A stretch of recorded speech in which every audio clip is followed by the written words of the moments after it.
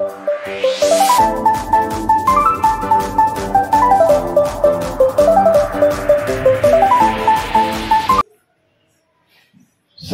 pujian dan syukur kami naikkan kepada-Mu Bapa. Kami bersyukur oleh karena pertolongan Tuhan hari lepas hari yang Tuhan berikan. Kekuatan yang Tuhan berikan untuk kami menjalani hidup kami tiap-tiap hari. Kami percaya bahwa tiap langkah kami Engkau yang atur, Engkau yang pimpin ya Tuhan. Dan tiba saatnya bagi kami untuk kami memuji, menyembah di tempat ini. Dan terlebih lagi kami mendengarkan firman-Mu ya Tuhan. Biarlah Roh-Mu ya Tuhan yang menolong kami, memberikan kami hikmat dan pengertian, supaya firman Tuhan yang kami dengar menjadi firman yang meneguhkan kami, menguatkan kami, bahkan menegur kami ya Tuhan, sehingga kami boleh memperbaiki segala kesalahan kami. Terima kasih Tuhan. Ini kami apa adanya. Ampuni segala pelanggaran kami. Layakkan kami ya Tuhan, agar Roh-Mu yang kudus yang memenuhi kami. Berbicaralah ya Tuhan kepada kami lewat hamba-Mu. Kami siap mendengar. Di dalam nama Tuhan Yesus Kristus kami berdoa. Haleluya. Amin. Selamat pagi. Salam. Salam. Puji nama Tuhan.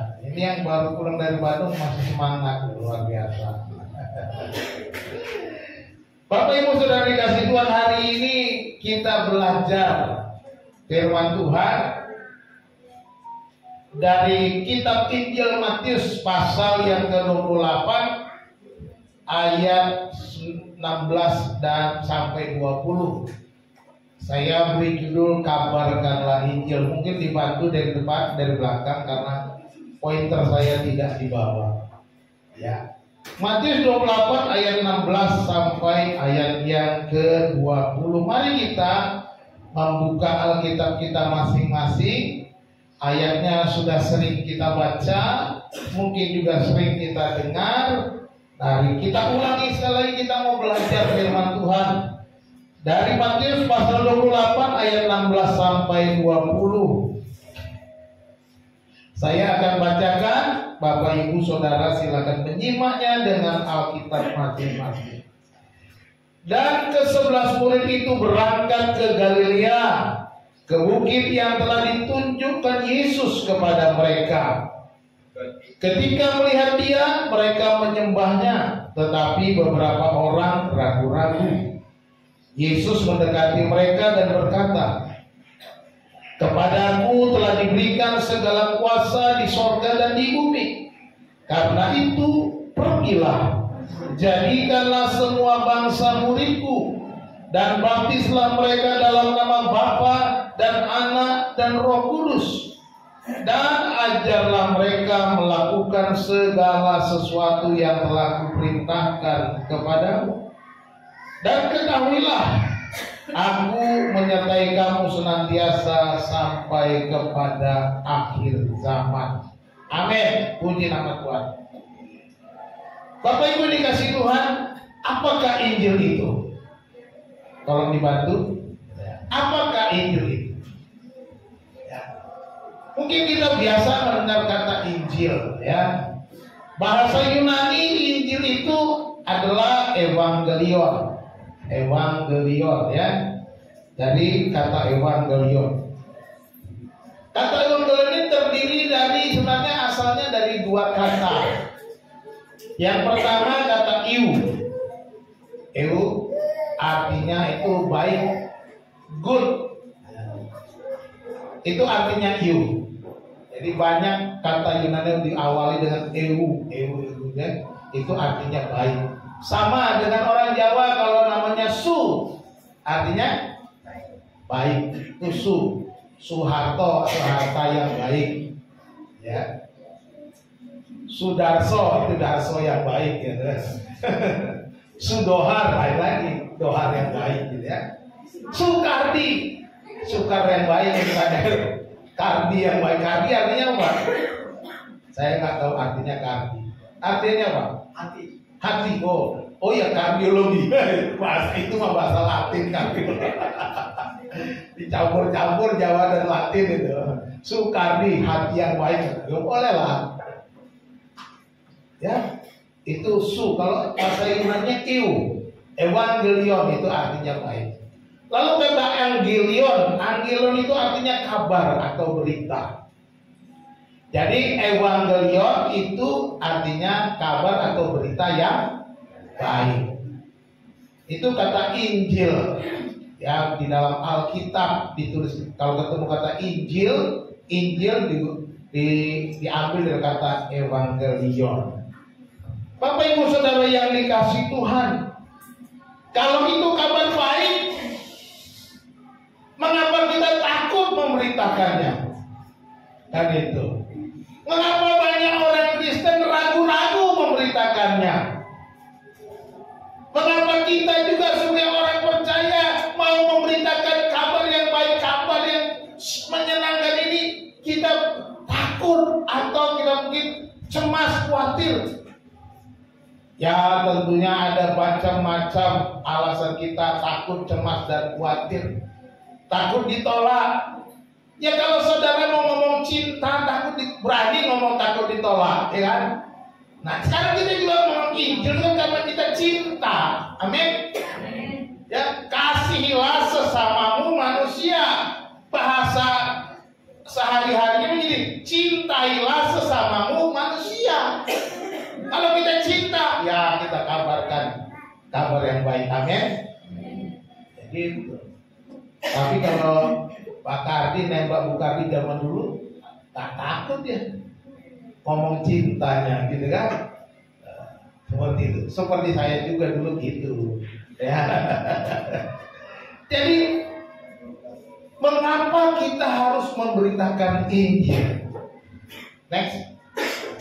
Mengapa kita harus memberitakan Injil? Bukankah itu kabar yang baik? Karena kabar yang baik ya beritakan. Beritakan kepada temanmu, beritakan kepada keluargamu, beritakan kepada tetanggamu. Kok cuma kabar baik kita khawatir? Berikan macam-macam takutnya. Takut ditolak, takut dimarahin, takut dibenci. Ya, kita tahu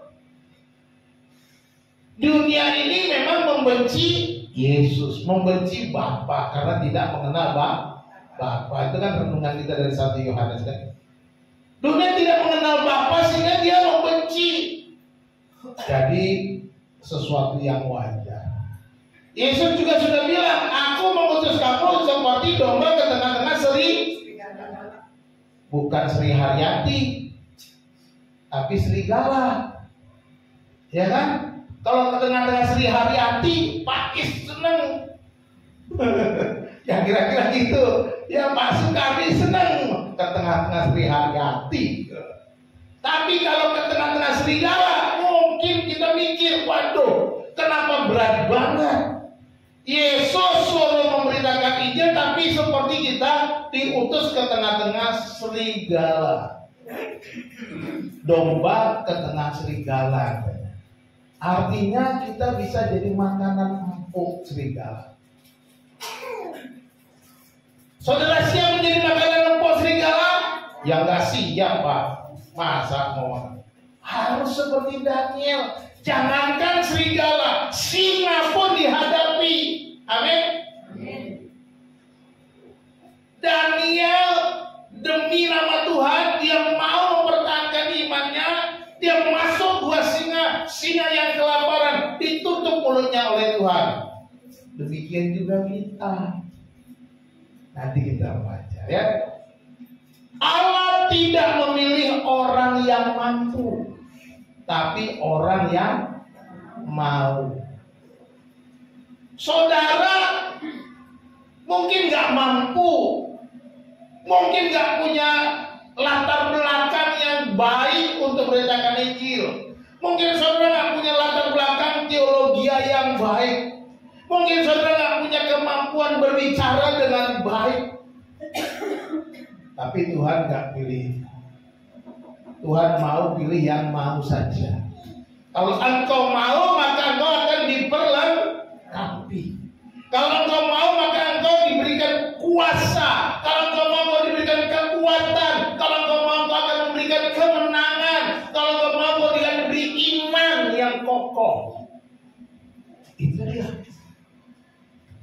Jadi yang diperlukan adalah laskar-laskar Kristus yang mau siap bertempur. Amin. Oh, pelan, berarti takut bertempurnya. Mau jadi laskar Kristus, amin. Amin. Haleluya. Bulan depan kursinya penuh semua, kita beli kursi lagi. Amin. Udah jadi laskar Kristus. Jadi kita mau jadi orang-orang yang dipakai Tuhan secara luar. Bagaimana caranya? Supaya kita tetap berani, supaya kita tetap kuat. Kita lihat apa yang Yesus pesankan sebelum dia naik ke sorga, sebelum dia terangkat, di hari-hari, di saat-saat terakhir dia pulang ke rumah Bapaknya. Dia berkata di dalam Matius 28 ini, kepadaku telah diberikan segala kuasa di sorga dan di bumi, karena itu pergilah jadikanlah semua bangsa muridku. Ajarlah mereka melakukan segala, baptislah mereka, ajarlah mereka. Dan ketahuilah aku menyertai kamu senantiasa sampai kepada akhir zaman. Ada 3 hal yang Yesus ingatkan. Supaya kita berani, supaya kita mau beritakan ini. Yang pertama, yaitu adanya landasan, ada dasar. Dasar kita memberitakan Injil itu adalah otoritas Yesus Kristus. Ya, dasar pemberitaan Injil itu adalah Yesus. Dikatakan kepadaku, kepada Yesus telah diberikan segala kuasa di mana? Di sorga dan di bumi. Ini Yesus yang ngomong. Kepada dirinya, kepada Yesus yang sudah bangkit itu, ya. Kepada Yesus yang sudah bangkit, yang menampakkan diri kepada murid-muridnya, yang saat itu dia sedang berangkat naik ke surga, saat-saat seperti ini, aku sudah diberikan kuasa di surga dan di bumi. Kata kuasa itu adalah otoritas, ya. Next. Kuasa yang dimaksud ini adalah otoritas. Dari kata Yunani exousia. Mohon maaf, saya nggak tulis huruf Yunani. Karena saya tahu tulis huruf Yunani berubah juga, karena di laptopnya Putri tidak ada font Yunani. Kalau di saya ada font Yunani, Ibrani ada di laptop saya. Jadi saya bisa buat. Ya, yang penting bahasa tulisan Latinnya. Exousia itu artinya otoritas, kuasa. Diterjemahkan oleh Lembaga Alkitab Indonesia menjadi kuasa. Kepadaku telah diberikan segala kuasa, atau exousia, atau dikatakan secara harfiah ini, kepadaku telah diberikan segala otoritas. Otoritas di sorga dan di bumi. Otoritas itu apa? Di dalam Alkitab memang ada kata kuasa, ada macam-macam, ada kata power, kuasa. Seperti dalam Kisah Rasul pasal 1 ayat 8. Kamu akan menerima kuasa kalau Roh Kudus turun ke atas kamu. Kata kuasa itu digunakan kata yang berbeda, bukan obsesia, tapi digunakan kata dinamis. Kamu akan menerima dinamis, power, ability, kemampuan. Itu kuasa. Kalau di dalam Kisah itu juga peristiwanya sebelum Yesus terangkat. Di sini Matius menggunakan kata exousia. Kepadaku sudah diberikan otoritas surga dan bumi. Otoritas presiden atau raja itu berkuasa karena ada otoritas yang melekat di dalam dirinya. Ya, pemimpin-pemimpin itu ada otoritasnya. Dia bisa perintahkan menteri, misalnya menteri pertahanan, siapkan tentara serbu itu tetangga, bisa.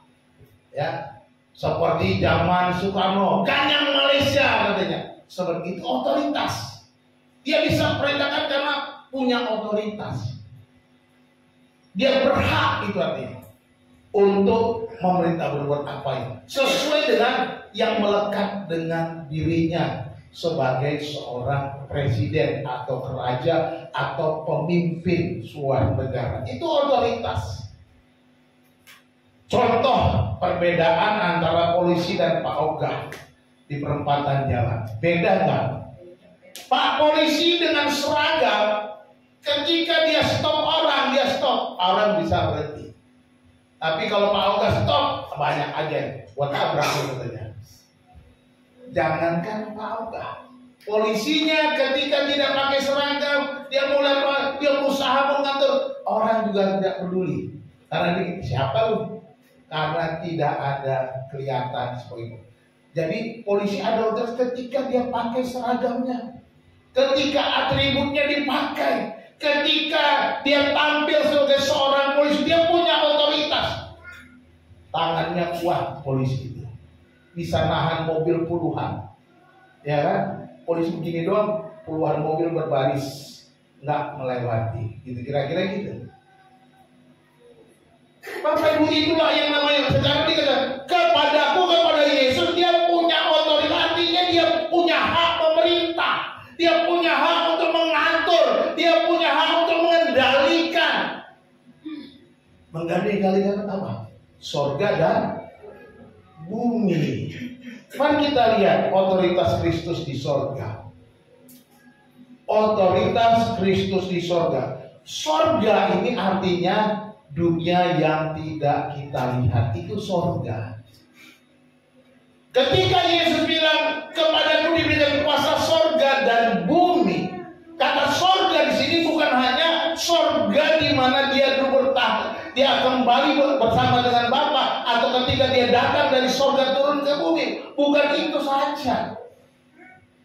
Kalau kuasa di sorga di mana Bapa melalui dia udah punya dari dulu, nggak pernah lepas, itu melekat dalam dirinya. Tetapi ada yang perlu kita ketahui, kata sorga, ya, Yesus berkuasa semua kuasa yang tak boleh termasuk kerajaan kegelapan.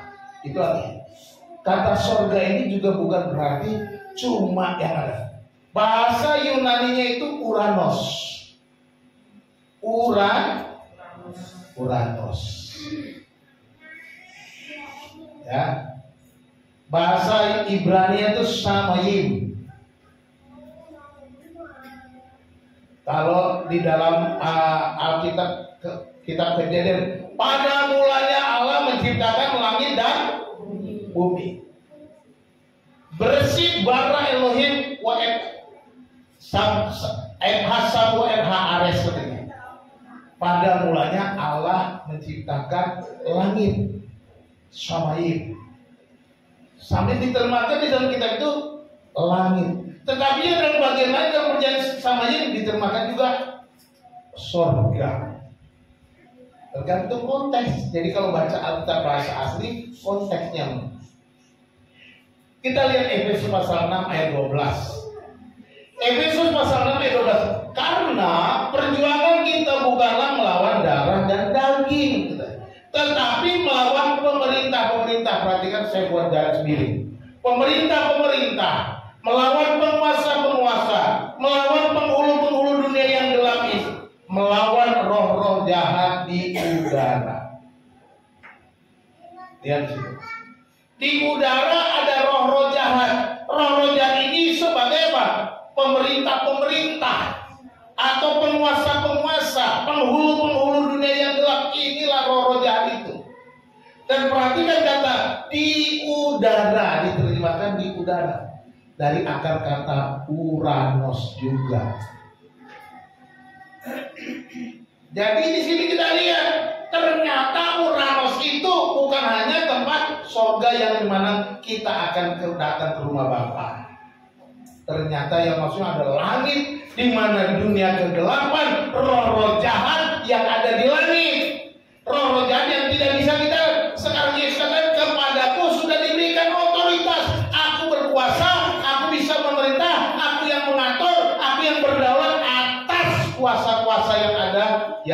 kelihatan itu.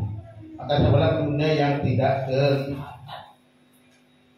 Jadi dia berkuasa atas kuasa kegelapan. Jadi beritakan Injil, kabarkan Injil itu, karena Yesus yang sudah berotoritas. Jangan takut. Kita seringkali ditakutkan karena iblis itu seperti ular yang kepalanya sudah dihancurkan, ekornya masih bergoyang. Coba ketika ada lihat ular ekornya masih bergoyang, walaupun kita sudah pegang kepalanya, kita takut juga, kaget. Betul nggak Rahel? Jangankan megang, kita lihat dia udah kaget, copot. Kira-kira begitu. Iblis itu sudah kalah. Iblis sudah dihancurkan, kepalanya sudah dihancurkan sesuai dengan nubuatan Kejadian 3 ayat 15. Keturunannya akan meremukkan kepalamu, kata Tuhan kepada si ular itu. Dan engkau akan merobekkan tumitnya. Tumit Yesus artinya Yesus dipakukan di kayu salib. Tetapi kepala ular sudah diremukkan. Tinggal ekornya masih gini-gini. Bikin kita kaget, bikin kita takut. Inilah yang dikatakan, aku sudah punya. Ketika Yesus mati di atas kayu salib, ketika dia sudah digantung di kayu salib, dan dia kemudian dikuburkan, kemudian bangkit kembali, dia sudah menang. Artinya dia sudah punya otoritas atas kuasa-kuasa yang tidak kita lihat, kuasa-kuasa kegelapan termasuk. Dia berkuasa atas iblis. Ya kan? Jadi Bapak Ibu jangan takut sama iblis. Memang harus kita akui dia masih punya tenaga. Dia masih menakutkan. Harus, karena dia bentuk makhluk roh, kita makhluk jasmani. Tetapi semua itu bisa kita kalahkan dengan kuasa nama Yesus. Katakan amin. Nama Yesus berkuasa karena Yesus sudah punya otoritas atas kuasa iblis. Jadi kalau ada kuasa-kuasa begitu, kita kalahkan dalam nama Yesus. Jadi Yesus punya otoritas atas kuasa kegelapan itu. Dan juga otoritas di bumi. Maksudnya apa? Ya, next. Dikatakan bumi itu artinya dunia yang kita lihat. Yang ada di bumi ini itu buminya. Jadi ketika Yesus aku punya otoritas di sorga, artinya dia punya otoritas atas dunia yang tidak kita lihat, dunia yang apa tuh? Di langit sana, di udara sana, yang di dalam di sana ada kuasa-kuasa kegelapan, pemerintah kuasa penghulu-penghulu dunia ada di sana. Tapi dia bilang bukan cuma itu, juga di bumi. Di bumi di mana? Di tempat kita berpijak, di tempat kita hidup, di tempat kita tinggal, di mana semua ada pemerintahan, ada raja-raja, ada pemerintah, ada kaisar dan lain sebagainya, ada kepala negeri, ada wali negara. Mungkin sampai sekarang kalau di Indonesia ada presiden, ada gubernur, ada wali kota, ada bupati, ada pak pati. Oh nggak ada ya? Ada bupati doang. Ada bupati, ada lurah, ada kepala desa.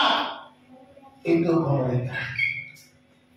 Itu mereka punya otoritas. Ya. Tapi Yesus bilang segala kuasa itu, otoritas itu sudah ada padaku. Sekalipun kita tinggal di dunia ini ada pemerintahan, semua tunduk di bawah otoritas Yesus. Katakan amin. Oleh sebab itu semua pemerintahan harus kita serahkan supaya tunduk kepada Yesus. Yesus berotoritas atas semua pemimpin-pemimpin dunia. Next. Jadi Yesus berdaulat atas semua kerajaan di dunia. Jadi semua pemimpin, semua kerajaan, Yesus berdaulat atas itu semua. Semua kerajaan, pemimpin, siapapun yang kita lihat, termasuk Pak Polisi, termasuk para tentara, semua ada di bawah otoritas Tuhan Yesus. Bukan berarti kalau di bawah otoritas Tuhan Yesus lalu kita semena-mena, dikit-dikit ribut sama para pemimpin, nggak bisa begitu juga, ya kan?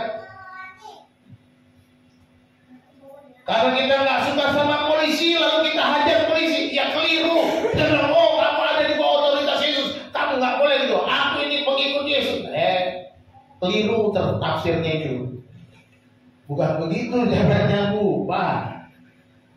Ya, ini konteksnya memberitakan Injil. Jadi kalau kita beritakan Injil, jangan takut sama Pak Kades, jangan takut sama Pak Gubernur, jangan takut sama Pak Presiden, selama kita memberitakan kabar baik. Yang Paulus bilang, anggaplah sebagai suatu kebahagiaan apabila kamu menderita karena berbuat baik. Kalau kamu berbuat baik, kamu menderita, itu sukacita surgawi. Katakan amin. Ya, karena berbuat baik, no problem. Tapi kalau saudara karena mencuri ayam, saudara digebukin menderita, ya salah lu sendiri, siapa suruh mencuri ayam. Itu jangan. Wajar katanya. Kalau karena berbuat jahat engkau dihukum, engkau menderita, ya itu akibat perbuatanmu. Tapi oleh karena kau berbuat baik dan kau menderita, kemuliaan bagi nama Tuhan. Amin. Beri kemuliaan buat Tuhan. Yesus berdaulat di sorga dan di bumi. Yesus berdaulat di dunia yang gak kelihatan dan dunia yang terlihat. Waktu Yesus dicobai, di dalam Matius pasal 4 ayat 8 dan 9 bilang begini. Dan iblis membawanya pula ke atas gunung yang sangat tinggi dan memperlihatkannya semua kerajaan dunia dengan kemegahannya. Ada waktu itu Yesus belum disalib, baru datang, baru mau mulai pelayanan. Iblis tahu bahwa kerajaan ini akan diserahkan kepada Yesus di bawah otoritas Yesus. Jadi pada waktu Yesus berpuasa, dia mencoba masuk, menyelinap, merayu Yesus, menggoda Yesus, menawarkan jalan pintas. Tidak usah lewat jalan salib, tetapi jalan pintas. Dikatakan ya, semua itu akan kuberikan kepadamu jika engkau sujud menyembah aku. Iblis merasa bahwa kerajaan dunia saat itu berada di bawah kuasanya, di bawah otoritasnya. Dan iblis katakan, aku akan kasih otoritasnya buat kamu kalau kamu menyembah aku. Lihat itu ya. Jadi perhatikan, iblis sudah tahu bahwa kerajaan ini akan diserahkan kepada Kristus. Otoritas ini ada di bawah kuasa Kristus. Iblis merayu supaya lewat jalan pintas. Tapi apa yang Yesus lakukan? No. Nyala iblis. Dia usir tuh iblis. Hanya Allah yang layak disembah. Tidak ada yang lain. Yesus tidak mau lewat jalan pintas. Dia tahu dia yang punya otoritas kerajaan dunia. Oleh sebab itu ketika dia disalibkan, mati, dikuburkan, bangkit kembali, otoritas itu sudah ada di tangannya. Karena iblis sudah dikalahkan. Iblis tidak perlu disembah, tetapi iblis perlu dihancurkan. Itu yang Yesus lakukan.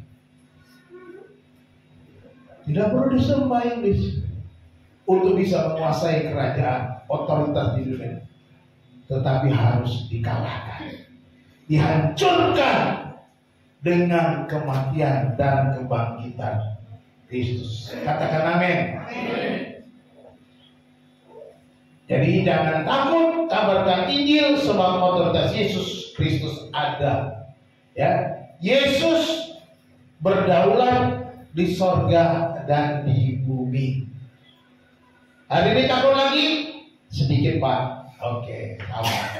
mudah-mudahan selesai khotbah ini takutnya dari sedikit lama-lama berkurang. Tidak takut lagi, katakan amin. Yesus punya otoritas. Ya. Jadi kita nggak perlu takut. Makanya ketika saya melayani di Ciledug ini ditanya, Ferdinand, kamu tidak takut mati di Ciledug ini pelayanan?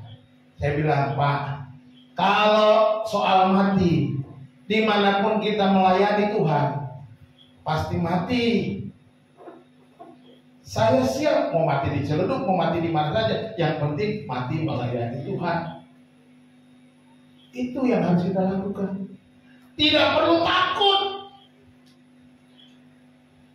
Kalau takut, nggak ada. Saya nggak ketemu Bu Is, nggak ketemu Pak Is, nggak ketemu Pak Julius, nggak ketemu Pak Kardi, ternyata teman satu alma mater. Kalau saya dulunya takut. Puji Tuhan, saya percaya Yesus yang berotoritas atas semua yang saya lihat dan semua yang saya lihat. Yesus. Yang kedua, tadi landasan penginjilannya. Yang kedua ada tugas penginjilan. Tugas penginjilan ini adalah perintah dari Yesus Kristus. Ini landasannya kita memberitakan Injil karena Yesus yang punya otoritas. Yang kedua, ini ada perintah. Yesus memerintahkan. Dikatakan, karena itu pergilah jadikanlah semua bangsa muridku dan baptislah mereka dalam nama Bapa dan Anak dan Roh Kudus, dan ajarlah mereka melakukan segala sesuatu yang telah kuperintahkan kepadamu. Jelas ya? Perhatikan kata perintah kalau dalam bahasa Indonesia kan jelas. Ada kata lahnya, ada artikel lah. Ya, pergilah, jadikanlah, baptislah, ajarlah. Itu perintah. Ya. Tapi dari kata-kata ini, perintah utamanya cuma satu. Kata kerja utamanya itu, jadikanlah segala bangsa muridku. Ya, saya pakai kata segala bangsa. Terjemahan saya itu. Kalau kata yang sama. Semua bangsa atau segala bangsa. Jadikanlah segala bangsa murid, atau disimpelkan ini, jadikanlah murid. Siapa segala bangsa? Atau dibuat bahasa muridkanlah segala bangsa. Itu kata yang digunakan. Muridkanlah segala bangsa. Itu kata perintah utamanya, kata kerja utamanya. Mateusate. Kata kenapa akhirannya ate ya, mateusate. Matetes itu artinya murid kalau kata Bundanya. Mateusate itu kata kerja. Jadi karena yang mendengar banyak, kalian harus muridkan. Kalian muridkanlah semua bangsa. Itu perintahnya. Jadi ini ada semua perintah. Perhatikan di sini. Sebuah perintah. Nanti kita lihat beritanya. Dalam perintah ini ada tiga langkah, tiga langkah untuk menjadikan murid atau memuridkan orang. Nah, jadi tiga kata yang lain yang adalah lah di dalam lah itu, ini adalah sebuah bukan kata kerja utama, kata kerja muridkanlah. Ya. Ini adalah bagaimana cara memuridkannya. Yang pertama, pergilah. Pergilah. Artinya ada tindakan untuk keluar. Bukan duduk-duduk nongki-nongki-tok. Nongki-nongki-tok apa? Nongkrong-nongkrong wae. Bukan itu kata-kata pergi. Bahasa Jawanya pergi apa? Lungo. Pergilah. Ya, ada yang udah tidur. Atau kaget tidur dikirain. Pergilah. Jadi di sini dikatakan kepada para muridnya yang pada saat berkumpul, yang sedang mengikuti Yesus, sedang mau naik ke surga, bilang, anak itu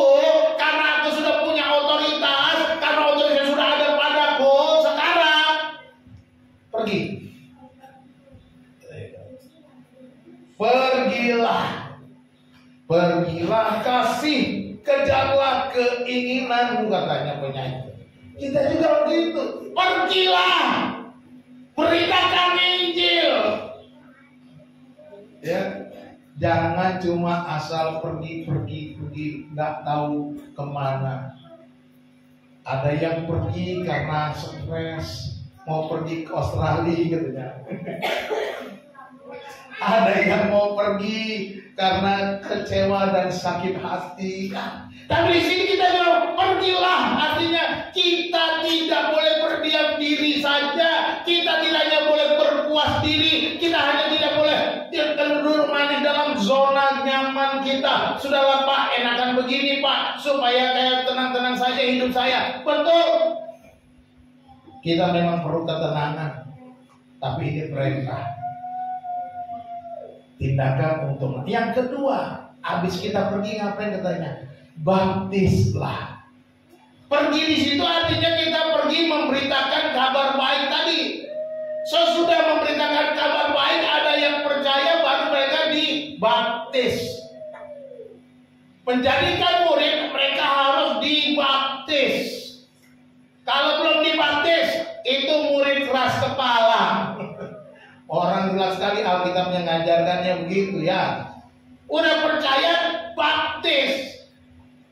Baptis itu sebagai tanda kita sudah percaya. Baptis itu tanda kita sudah menerima Yesus. Baptis itu tanda keputusan kita. Saya sudah lahir baru. Itu baptis, tanda lahir baru. Baptisnya dikatakan dalam nama Bapa dan Anak dan Roh Kudus. Jadi di sini bukan ada 3 nama. Di situ tulisannya 3 ya, Bapa dan Anak dan Roh Kudus. Tetapi dalam Alkitab bahasa asli kata, saya kira ada pencetan. Gak sadar pointer saya ketinggalan ya. Kata nama itu saya pernah ada urusan. Nama itu dalam bahasa Yunani dalam bentuk tunggal, name, bukan names. Kalau bahasa Indonesia names kan names gitu, ada s-nya. Nama-nama bukan. Tapi digunakan dalam bahasa asli bahasa Yunani. Berarti mereka dalam nama, dalam satu nama. Bapa, Anak, Roh Kudus. Ada 3 pribadi, tapi dia satu. Ya, itu makanya dirumuskan adanya kita percaya Tritunggal. 3 tapi satu. Nggak bisa Pak, nggak masuk akal. Mau 3 bisa jadi satu, nggak bisa. Satu, ya 3. Nggak masuk akal. Kalau nggak masuk akal berarti Tuhanmu lemah. Betul nggak? Oh Tuhan kamu mau atur, mau dia 10, mau dia 11, mau dia 100, mau dia 1000, bisa nggak? Bisa. Tuhanmu lemah. Kalau nggak bisa jadi 3 nama, nggak berkuasa. Nikmat Tuhanmu berkuasa. Jadi suka-suka Tuhan kan gitu. Tuhan mau jadi manusia, bisa nggak? Bisa. Kalau nggak bisa, Tuhanmu lemah. Oh ya. Kenapa dia jadi manusia? Karena dia mau menyelamatkan manusia. Dia nggak akan menjadi singa, karena singa nggak perlu diselamatkan. Singa nggak ada salahnya, yang berdosa tuh manusia keturunan Adam. Singa dan wajah teman-temannya itu kena dampak dosanya Adam. Titik. Jadi itu sebabnya Tuhan menjadi manusia. Kalau mau protes, ada yang pernah protes. Kalau mau beritakan Injil, masa Tuhanmu jadi manusia? Masa Tuhanmu 3? Tanya aja balik, Tuhanmu maha kuasa nggak? Maha kuasa. Kalau gitu Tuhanmu bisa jadi 1000 nggak? Pasti dia mikir, nggak bisa. Yang kalau begitu Tuhanmu nggak maha kuasa, lemah. Ini soal begitu hitung-hitungan aja kok pusing. Ini bukan soal logika berpikir kita yang terbatas. Ini berpikir soal logika bahwa Allah yang tak terbatas. Kalau Allah yang tak terbatas, jangan kamu hitung pakai otakmu yang seuprit ini. Tak bisa. Allah yang tak terbatas hanya bisa diterima dengan iman. Katakan amin. Bukan dengan otak. Tak bisa. Otak kita terbatas karena otak kita diciptakan oleh yang tak terbatas. Katakan amin. Jadi yang tak terbatas itu jangan kau ukur dengan otakmu yang terbatas. Otakmu ciptaan yang tak terbatas. Tapi jangan kau jadikan ukuran otakmu ukur Tuhanmu. Jelas ya? Jangan engkau ukur Tuhan dengan otakmu. Otakmu itu nggak ada apa-apanya. Walaupun luar biasa. Kalau kita belajar tentang otak, wah ada miliaran sel otak. Kenapa? Ya yang bikinnya luar biasa. Tetapi seluar biasanya otak kita masih kalah dengan yang buat. Amin. Dalam nama Bapa, Anak dan Roh Baptis. Ini menjadikan murid. Kalau jadi murid, dia harus diberitakan Injil, dimenangkan. Baru kemudian dia dibaptis, tanda dia percaya. Yang ketiga, baru dia diajar. Ajarlah mereka melakukan segala sesuatu yang telah kuperintahkan kepadamu. Jadi namanya juga jadikanlah murid atau murid, karena makanya dia harus terus belajar.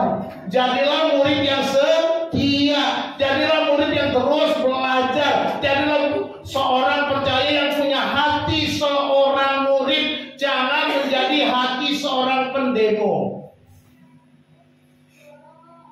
Tuhan mau didemo. Ada yang berani demo Tuhan? Walat loh demo Tuhan. Jadilah orang yang punya hati seorang murid.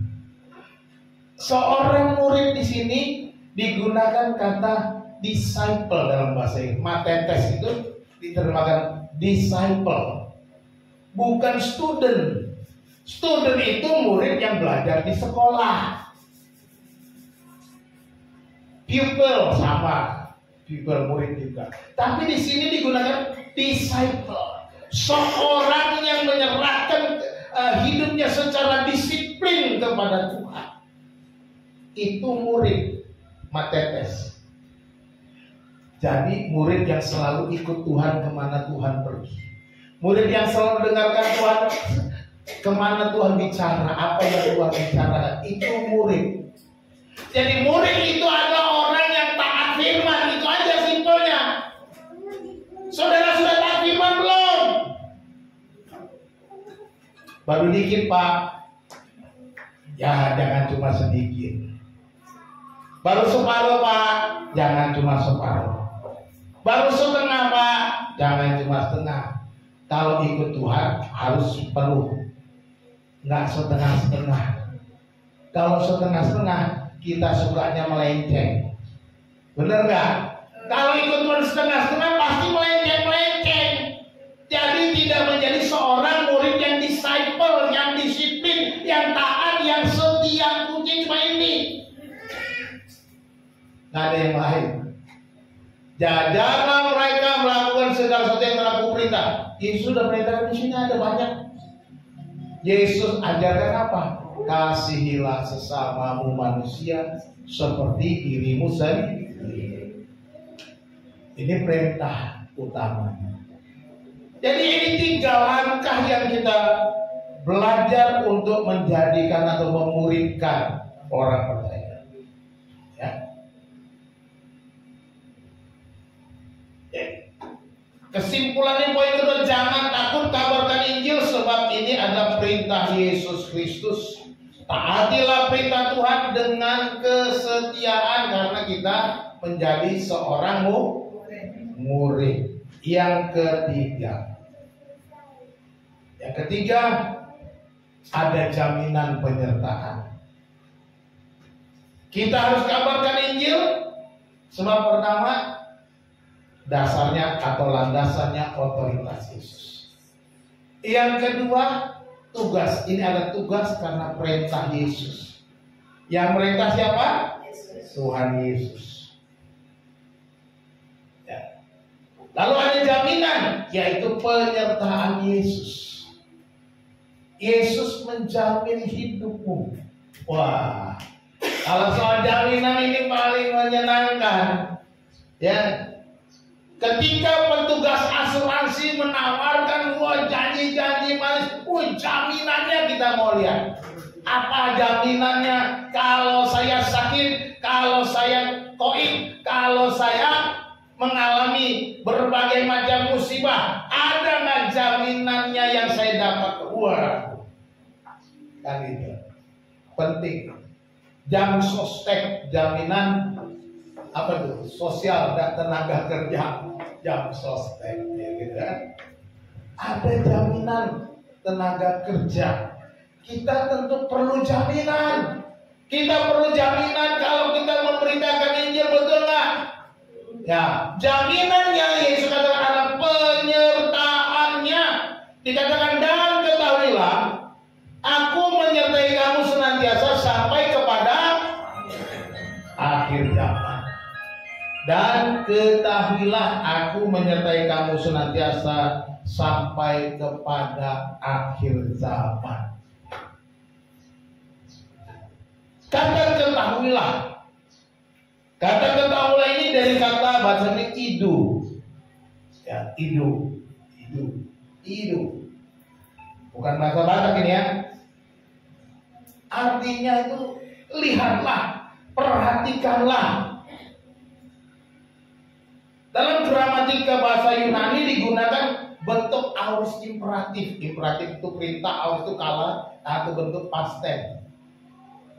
Yesus ngomong langsung kepada muridnya dalam bentuk bentuk past tense tapi imperatif. Kok bisa? Perintahnya kok masa lalu? Inilah pengertiannya. Ketika digunakan aorist imperatif, ini menekankan urgensi. Yaitu tindakan yang harus segera dilakukan. Jadi perhatikan ini supaya murid-murid ingat baik-baik, perhatikan dengan baik. Atau orang Manado bilang ingat. Itu yang dia katakan. Ketahuilah, perhatikanlah, camkan baik-baik. Itu kira-kira Yesus katakan.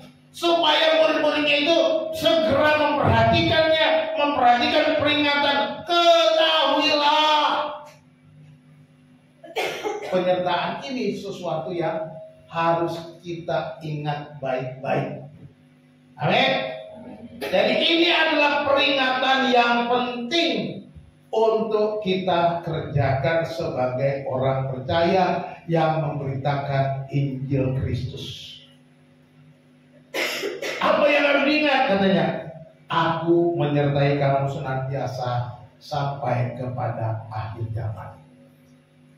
Penyertaan Yesus itu kekal dan pasti. Ya, penyertaan Yesus kekal dan pasti. Yang pertama, penyertaannya itu senantiasa katanya. Aku menyertai kamu senantiasa sampai kepada akhir zaman. Bahasa Yunaninya ego methimon, ini pasastas hemeras. Ego itu aku. Met itu dengan atau bersama. Humor itu kalian. Ego itu aku ada. Ya, pasas itu semua atau setiap atau tiap-tiap. Tas hemeras hari-hari bentuk jamak hemeras. Ya. Jadi kalau diterjemahkan aku ada bersama kalian tiap-tiap hari. Ego emi dan aku ada. Jadi kalau kata kerja atau kalimatnya disusun itu ego emi, aku ada, met humon bersama kamu, pasas tas hemer tiap-tiap hari. Kata pasas itu yang tiap-tiap hari, setiap hari, tidak ada hari tanpa Yesus. Katakan amin.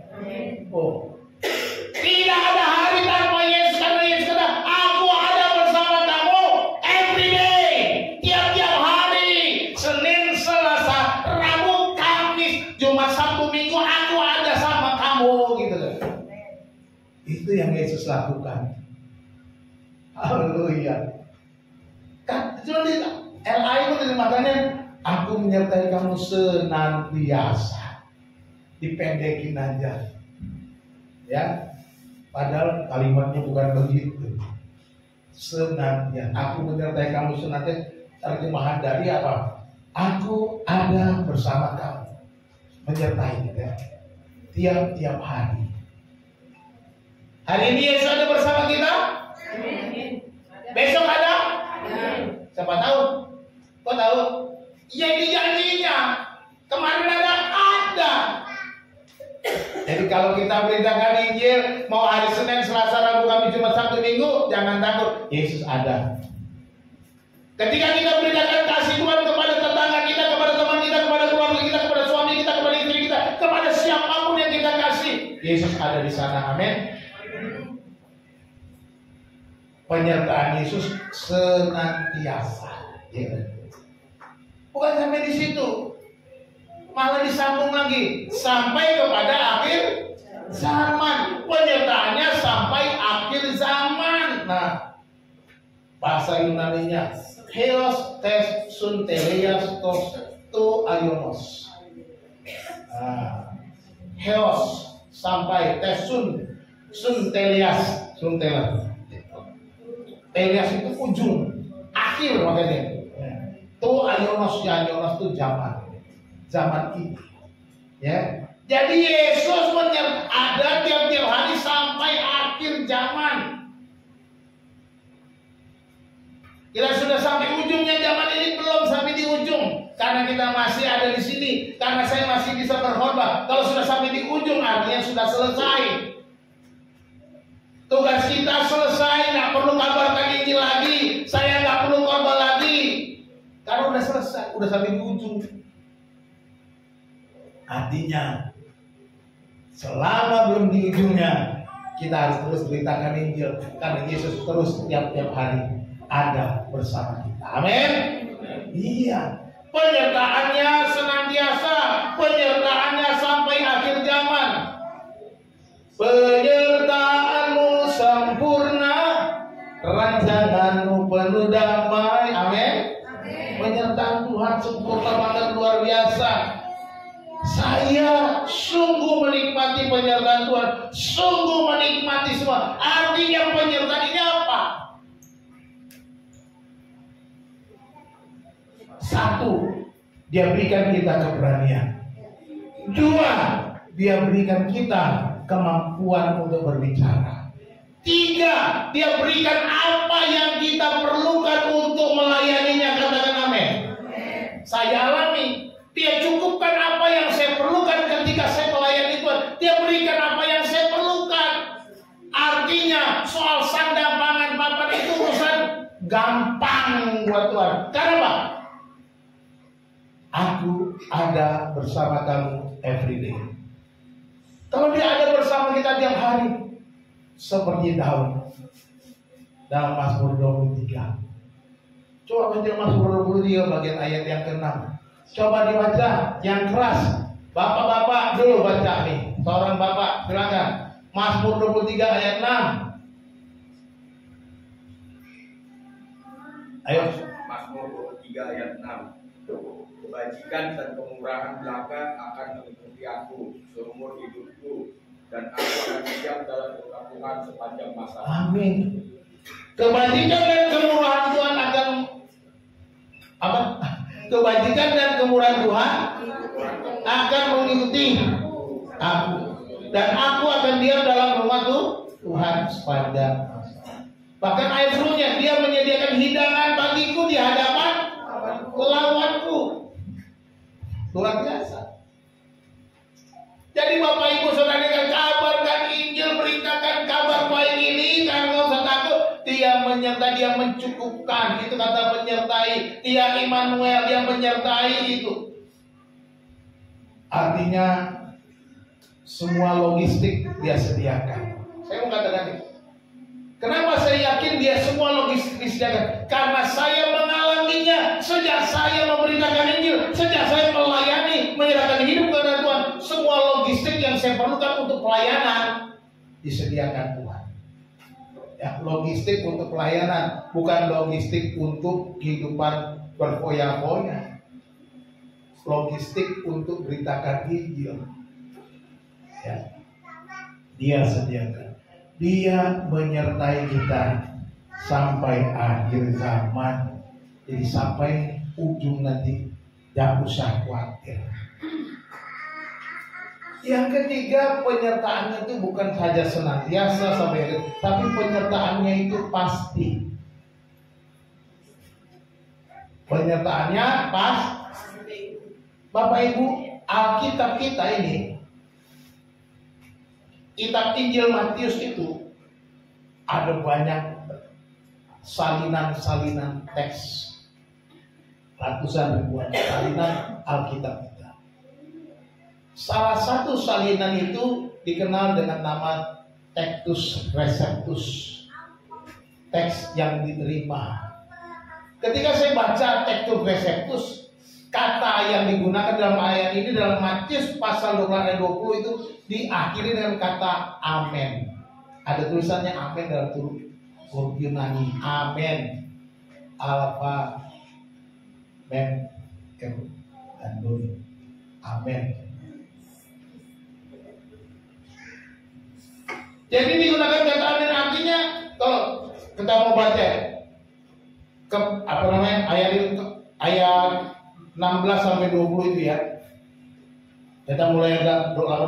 Kepadaku telah diberikan segala kuasa di sorga dan di bumi. Karena itu pergilah, jadikanlah semua bangsa muridku, dan baptislah mereka dalam nama Bapa dan Anak dan Roh Kudus, dan ajarlah mereka melakukan segala sesuatu yang telah kuperintahkan kepadamu. Dan ketahuilah, aku menyertai kamu senantiasa sampai kepada akhir zaman. Amin. Itu teks resep. Kata amin. Aku menyertai kamu senantiasa sampai kepada akhir zaman. Amin. Itu yang dicatat dalam Textus Receptus. Kenapa dalam Alkitab yang diterjemahkan yang lain tidak ada amin? Yang dia ambil salinan dari teks yang berbeda. Kita harus selidiki. Jadi amin ini ditambahkan siapa? Kita nggak tahu. Apakah aslinya Yesus ketika ngomong dia katakan amin?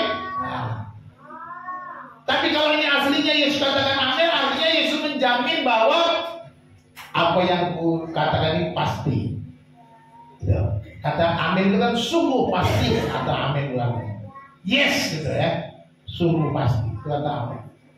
Tapi mungkin juga ditambahkan oleh penulis Injil Matius. Matius sendiri menambahkan amin pada ayat ini menutup kitab Injilnya. Bisa jadi begitu, kemungkinan tidak. Kalau memang Matius, artinya Matius mau menekankan bahwa dia mengamini semua janji-janji Tuhan. Kita pun bisa begitu. Atau ada penyalin-penyalin yang menambahkan kata amin. Siapapun itu, apapun itu, apakah itu benar sebagai teks asli ucapan Yesus, ataukah teks asli tambahan Matius, atau teks yang disalin oleh para penyalin yang sekian banyak orang, ini menunjukkan bahwa dia mau katakan janji Yesus itu pasti. Amin. Ya. Ini yang saya mau katakan. Ya. Jadi kalau baca Alkitab jangan cuma baca Alkitab bahasa Batak, bahasa Jawa aja. Bacalah bahasa yang lain-lain, termasuk bahasa Ibrani Yunani. Pak, nggak bisa Pak, makanya belajar. Belajar di mana Pak? Loh Pak, aku nggak bisa ngajarin, tapi kalian nggak mau belajar ya udah. Tetangga aja belajar Bismillahirrahmanirrahim. Jangan kaget. Orang Kristen di Arab juga mengucap Bismillah. Pernah dengar gak? Gereja di Arab baca Bismillah. Yang memang baca Bismillah orang bahasa mereka. Masa saudara suruh bahasa ibadasan kenal dewasa ama anak totor di Purbalingga, masa dia mesti ngomong begitu? Kagak ngerti bos. Dia ngomongnya kan Bismillahirrahmanirrahim. Cuma ujungnya beda lagi, enggak sama dengan tetangga sebelah. Kan dalam nama Allah, di dalam nama Allah yang penuh pengasih dan penyayang. itu sisi sama, tapi belakangnya beda, gitu aja. Ya, jadi jangan alergi. Jadi penyertaan Yesus itu pasti. Jangan takut memberitakan Injil, sebab Yesus Kristus selalu menyertai kita. Penyertaan Yesus itu sempurna dan pasti. Jangan takut. Sekarang saya mau tanya, masih takut beritakan Injil? Enggak? Udah jelas. Yesus yang punya otoritas, nggak usah takut. Udah jelas. Ini perintah, ya. Perintah supaya dilakukan, bukan perintah supaya kita ya dengar-dengar aja. Nah, karena kata perintahnya jadikanlah murid, pergilah, baptislah, ajarlah. Dan yang ketiga, ada jaminan penyertaan Tuhan. Kalau Dia menjamin, apa yang kita takutkan? Jangan takut lagi, jangan takut kekurangan, jangan takut mengalami kesulitan, karena Yesus menyertai kita tiap-tiap hari. Kesimpulan, kabarkanlah Injil. Yang pertama, kita ada otoritas Yesus Kristus. Artinya Yesus berdaulat atas semua pemerintahan di sorga dan di bumi. Di dunia yang tidak kita lihat dan dunia yang kita lihat. Pemerintahan-pemerintahan kerajaan angkasa dan juga pemerintahan yang ada di bumi ini ada di bawah otoritas Yesus. Yang kedua, ini adalah perintah. Kabarkanlah Injil, karena ini adalah perintah. Perintah Yesus Kristus, perintah Tuhan. Jangan mengabaikan perintah Yesus, sebab perintah ini penting. Ya, jangan mengabaikan apa yang Tuhan perintahkan. Sebab orang-orang yang menyebut dirinya orang percaya, orang Kristen, murid Kristus, dia harus ngikutin perintah. Kalau nggak ngikutin perintah, nggak usah ikut Yesus aja. Ya. Yang ketiga, ada jaminan supaya kita tetap nyaman, karena Yesus menyertai kita. Penyertaan Yesus Kristus. Yesus selalu ada bersama dengan kita, sebab Dia Immanuel. Dia selalu ada tiap-tiap hari. Jadi kalau nyanyi Senin, Selasa, Rabu, Kamis, ingat itu baik-baik. Senin, Selasa, Rabu, Kamis, Jumat, Sabtu, Minggu, Yesus ada bersamaku. Kayaknya gitu. Amin. Sebagai penutup kita baca Roma 1 ayat 16 dan 17, kita baca sama-sama. Roma 1, 16, 17. 2, 3. Sebab aku mempunyai keyakinan yang kokoh dalam Injil, karena Injil adalah kekuatan Allah yang menyelamatkan setiap orang yang percaya, pertama-tama orang Yahudi, tetapi juga orang Yunani. Sebab di dalamnya nyata kebenaran Allah yang bertolak dari iman dan memimpin kepada iman. Seperti ada tertulis, orang benar akan hidup oleh iman. Perhatikan yang saya cetak miring. Injil adalah kekuatan Allah. Di dalamnya nyata kebenaran Allah. Injil adalah kekuatan Allah yang menyelamatkan semua orang. Di dalam Injil itu nyata kebenaran Allah. Tidak ada. Jadi tidak ada alasan untuk kita tidak memberitakan Injil. Paulus katakan, celakalah aku jika aku tidak memberitakan Injil. Apakah kita bisa berani bilang itu? Celaka aku jika aku tidak memberitakan Injil. Tuhan Yesus memberkati kita bersatu di dalam doa. Kami bersyukur kepada-Mu Tuhan, Allah pencipta langit dan bumi, yang berkuasa di surga dan di bumi. Kami mengucap syukur untuk firman Tuhan yang sudah kami dengar. Tuhan tolong kami supaya kami tidak lalai menjadi murid-murid yang memberitakan Injil keselamatan kepada orang-orang di sekitar kami. Berkati hidup kami, pakai kami Tuhan. Ini kami Tuhan, kami mau Tuhan perlengkapi kami. Tuhan mencukupkan apa yang kami perlukan saat kami memberitakan kasih-Mu kepada banyak orang. Terima kasih Bapa untuk hamba-Mu yang sudah menyampaikan firman, biarlah Tuhan terus memakai. Tuhan tolong sembunyikan di belakang salib-Mu supaya hamba-Mu Tuhan terus pakai untuk memberitakan Injil keselamatan. Terima kasih Bapa, kami mengucap syukur atas firman Tuhan. Di dalam nama Tuhan Yesus Kristus kami berdoa. Haleluya. Amin.